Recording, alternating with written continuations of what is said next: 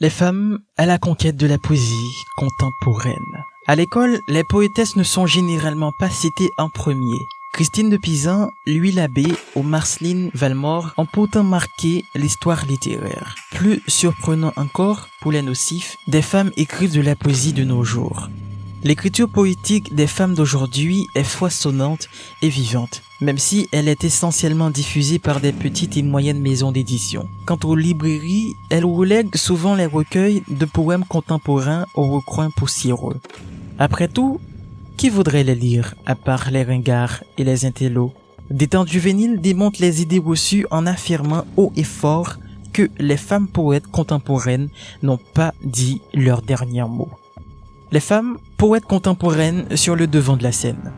Les programmes de l'enseignement se concentrent majoritairement sur les poèmes des siècles passés rédigés par des hommes. De même, médias et librairies donnent de part belle aux romans. Méconnue du grand public, la poésie des femmes a pourtant le vent en poupe. Des centaines de petites maisons d'édition diffusent en effet des voix poétiques féminines. L'anthologie « Je serai le feu », publiée aux éditions La Ville brûle en 2021, réunit notamment 50 poétesses du 19e siècle au 21e siècle. Cet ouvrage donne à lire une grande variété de poèmes écrits par des femmes connues ou tombées dans l'oubli. Certaines poétesses parviennent à battre des records de vente de livres de Rupi Kaur, s'écoulent ainsi à plus de 10 millions d'exemplaires à travers le monde et sont traduits en 42 langues. Quant à la romancière et poétesse française Cécile Coulon, elle vend son recueil Les Ronces à plus de 13 millions d'exemplaires, véritable succès pour le genre. En novembre 2020, le prix Nobel de la littérature est par ailleurs attribué à l'américaine Louise Gluck pour récompenser l'ensemble de son œuvre poétique.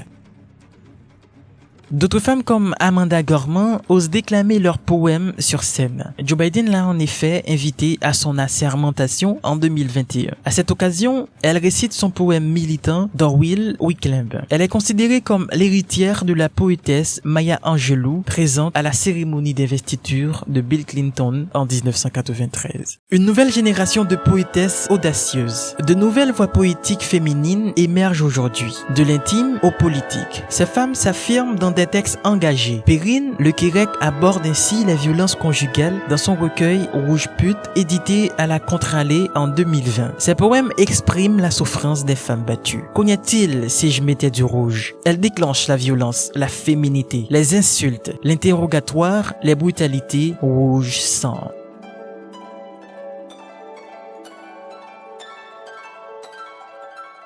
Une autre poétesse, Karima Ouganim, dénonce les oppressions infligées aux minorités dans son livre Aux vies anecdotiques publié chez Blas en 2021. C'est d'abord ça, être minorisé. Ne plus pouvoir se sentir parce qu'on est seul parmi le monde. La poésie est en effet un moyen efficace de revendication politique. Dans la mesure où elle déjoue les codes de la langue, éminemment créative, elle opère un renouvellement du langage et s'aventure dans la sphère intime. Pour faire bouger les lignes des normes sociales, loin d'être réservée à une élite. La poésie des femmes est proche des préoccupations du monde actuel.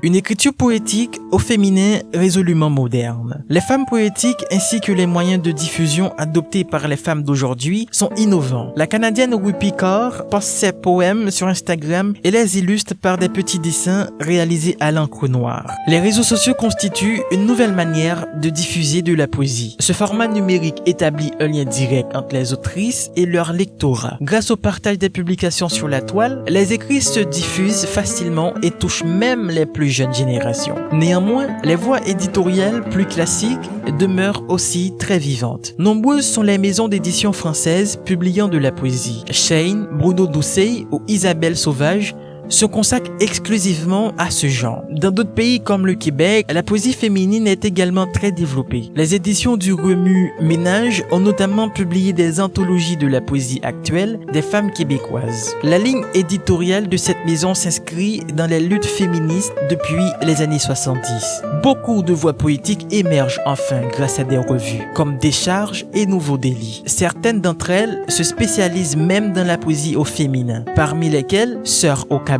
La publication en revue est souvent un tremplin pour les jeunes poètes souhaitant par la suite éditer des livres. Les femmes contemporaines osent écrire des textes culottés pour faire trembler le monde d'aujourd'hui.